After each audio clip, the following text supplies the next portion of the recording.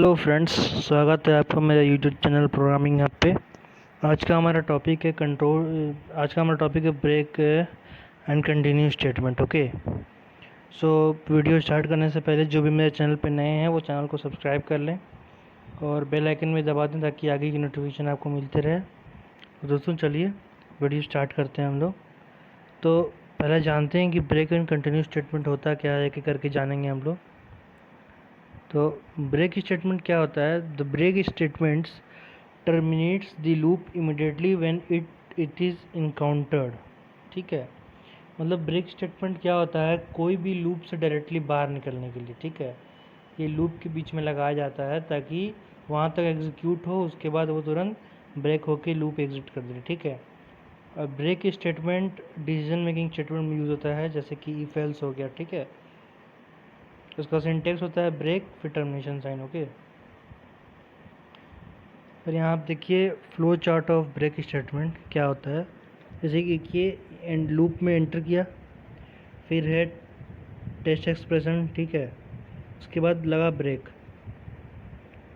ठीक है, ट्रू अगर अगर हम लोग ब्रेक लगा देंगे तो ये तुरंत ये पूरा लूप से एग्जिट कर देगा। ठीक है, इसको लगाने पे तुरंत ये पूरा कोई जैसे कोई पार्ट नहीं, ये पूरा पूरा लूप ही एग्जिट कर जाएगा। ठीक है, ये काम कैसे करता है पहले हम लोग ये देखते हैं। फोर लूप में पहले हम लोग आए इनिशियलाइजेशन स्टेटमेंट। ठीक है, फिर कंडीशन, फिर अपडेशन। ठीक है, ये लगा लिए। फिर ब्रैकेट ओपन करेंगे, यहाँ लगाएंगे कंडीशन ऑफ ब्रेक और वहाँ इसके बाद लगाएंगे ब्रेक।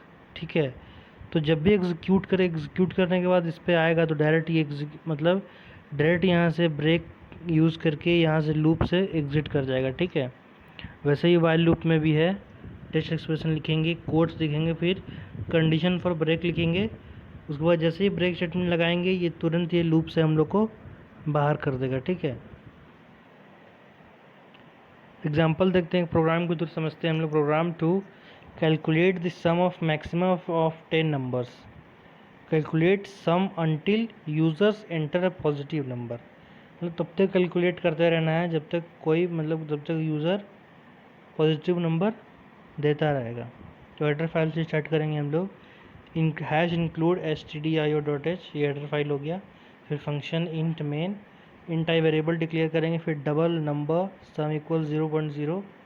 0.0 इसलिए क्योंकि कोई हम लोग को वहाँ पे नंबर यूज़र देगा, तो हम लोग स्टार्ट करेंगे 0 से, तो 0 लिखेंगे। फिर हम लोग करेंगे फॉर लूप आई इक्वल्स 1। ठीक है, i greater than equal to 10 plus plus i. ठीक है, फिर प्रिंटफ एंटर एन, मतलब एंटर एन नंबर, फिर परसेंट डी डबल के लिए, फिर आई, फिर स्कैनअप दे लेंगे हम लोग and percent if and number, नहीं मोडो डिवीज़न इफ, फिर एंड परसेंट नंबर। ठीक है, अब क्या होगा? If users enter a negative number loop is terminated. मतलब यहाँ पे बोला था कि जब तक यूज़र पॉजिटिव नंबर देता जाएगा कैलकुलेट करता जाएगा। तो जैसे जैसे हम लोग पॉजिटिव नंबर देंगे वो कैलकुलेट होता जाएगा।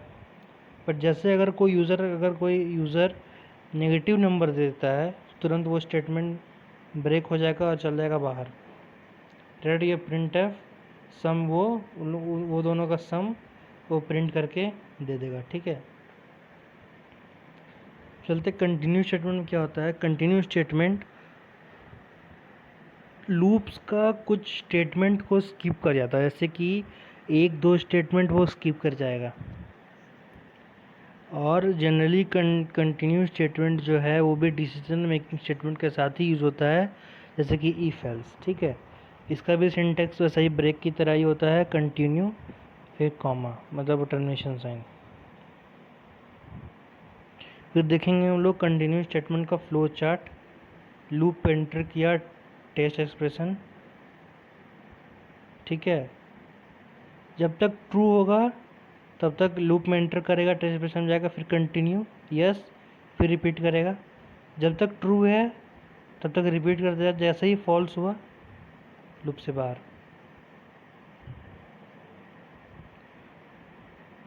ठीक है, मतलब कंटिन्यू क्या करता है कि एक दो स्टेटमेंट स्किप कर जाता है और उसी में रिपीट कर, जैसे ट्रू हुआ फिर कंटिन्यू में जाएगा यस फिर जाएगा, ठीक है, फिर ट्रू फिर यहाँ पे कंटिन्यू में यस फिर टेस्ट सोल्यूशन में जाएगा, ठीक है।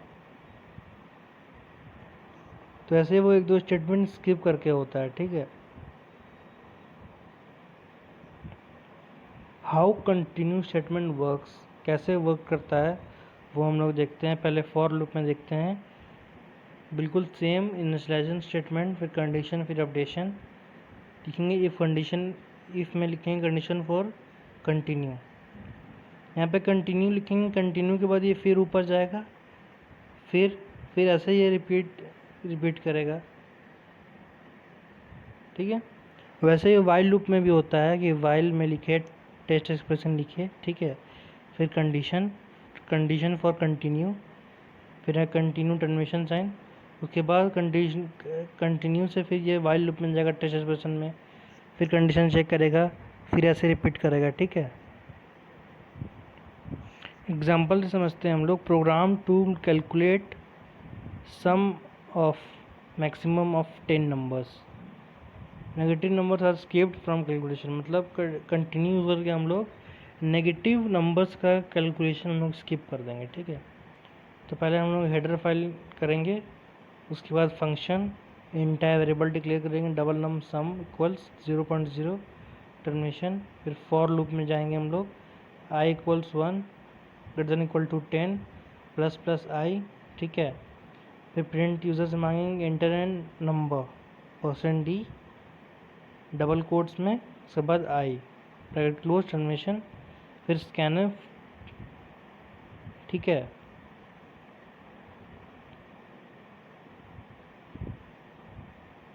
फिर %if फिर % नंबर, ठीक है।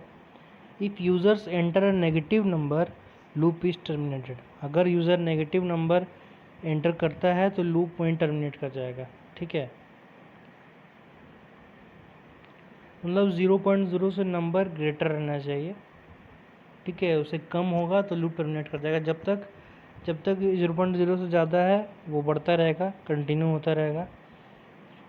उसके बाद अगर 0.0 यानी कि नेगेटिव नंबर आ गया, तुरंत वो स्किप करके फिर आ जाएगा ये print F sum equals %2 if sum return 0 bracket close, मतलब वो तुरंत स्किप कर जाएगा।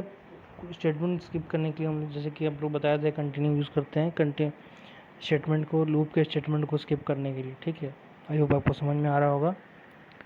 तो नेक्स्ट है हम लोग का स्विच के स्टेटमेंट, ठीक है।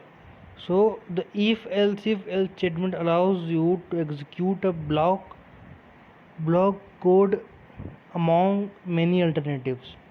If you are checking on the value of a single variable in if else statement, it is better to use switch statement.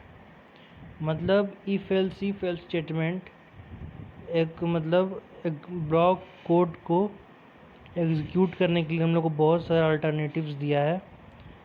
अगर सिंगल वैल्यू पे हम लोग चेक कर रहे हैं तो हम लोग को स्विच स्टेटमेंट यूज़ करना बेटर है। तो the switch statement is often faster than nested if else, not always. Also the syntax of switch statement is clear and easy to understand. तो जो भी स्विच स्टेटमेंट का जो सिंटेक्स होता है वो क्लीनर होता है और ईजी टू अंडरस्टैंड भी होता है, ठीक है। सिंटेक्स देख लेते हैं। स्विच है एन, वहाँ पे कंडीशन रहता है, ठीक है।